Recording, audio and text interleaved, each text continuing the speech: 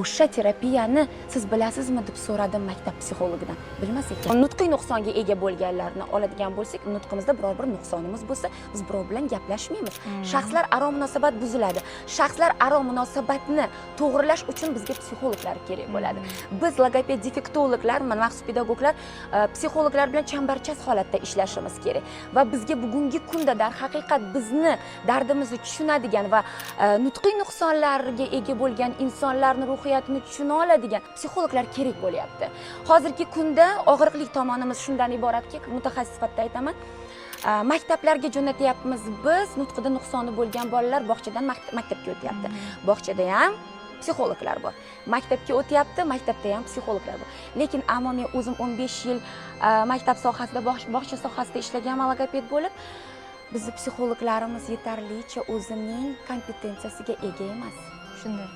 Men aytmoqchimanki, agar shunday bo'ladigan bo'lsa, ota-ona psixologdan ololmagan yordamini boshqa joydan qidirishga harakat qilyapti. O'shaning uchun biz yonib, kuyib, pishib ularning duduqlanishini bartaraf etishga kognitiv behaviorial terapiya deyapsiz. O'sha terapiyani siz bilasizmi deb so'radim maktab psixologidan. Bilmas ekan. Men o'zim o'tkazishga majbur bo'ldim.